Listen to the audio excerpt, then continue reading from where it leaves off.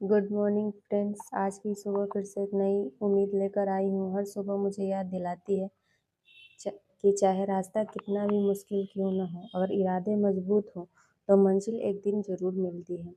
मेरी ज़िंदगी में अब सिर्फ मेरे सपने नहीं बल्कि मेरा बेटा वेदांश का भविष्य भी जुड़ा है। इसलिए हर दिन नए दिन की शुरुआत एक नई जिम्मेदारी और एक नई उम्मीद के साथ होती है।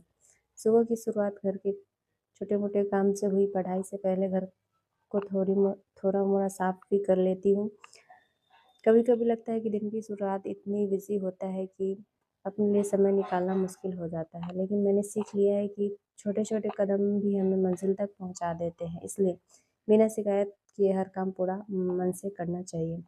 आज वेदांत मिट्टी में देखिए कैसे खुश होकर खेल रहा है। उसकी मुस्कान देखकर बहुत ही अच्छा लगता है। उसे खेलते देखकर मन को एक सुकून मिलता है। मैं चाहती हूँ कि उसका बचपन खुशियों से भरा हो और उसे देखकर मुझे अपने हर सपने को पूरा करने की नई ताकत मिलती है। जब थोड़ा समय मिला तब शुरू हुई मेरी पढ़ाई का पहला स्लॉट। मैंने बायोलॉजी का रिवीजन किया। नीट की तैयारी में रिवीजन सबसे ज़रूरी हिस्सा होता है, क्योंकि जितना पढ़ते हैं उससे कहीं ज़्यादा ज़रूरी है उसे बार बार दोहराना। मैं कोशिश करती हूँ कि रोज़ थोड़ा ही सही लेकिन लगातार पढूँ। इसके बाद दूसरे स्टडी स्लॉट में मैंने अपने नोट्स तैयार किए। अपने हाथों से लिखे हुए नोट्स पढ़ाई को आसान बना देते हैं और आखिरी समय में रिवीजन भी जल्दी से हो जाता है। हर छोटा नोट्स मुझे अपने लक्ष्य के थोड़ा करीब ले जाता है। धीरे धीरे रात हो गई और छोटा सा चैंपियंस हो गया। उसके सोने के बाद मुझे थोड़ा लंबा सा और शांत समय मिलता है। यही समय मेरी पढ़ाई का सबसे कीमती हिस्सा बन जाता है। आज मैंने बायोलॉजी की एनसीईआरटी की मार्जिन नोट्स तैयार किए।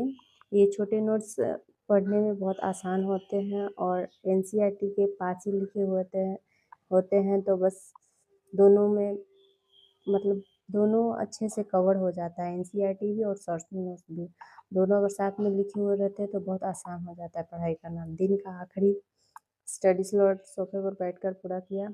शरीर थका हुआ था लेकिन सपने अब भी जाग रहे थे।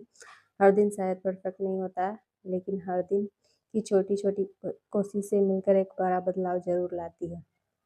अगर आप भी अपने किसी सपने के लिए मेहनत कर रहे हैं तो याद रखिए, रुकिए मत। चाहे सिर्फ 10 मिनट ही क्यों न मिले, लगातार की गई छोटी कोशिश ही एक दिन बड़ी सफलता की कहानी लिखती है। मिलते हैं अगले ब्लॉग में। Thank you.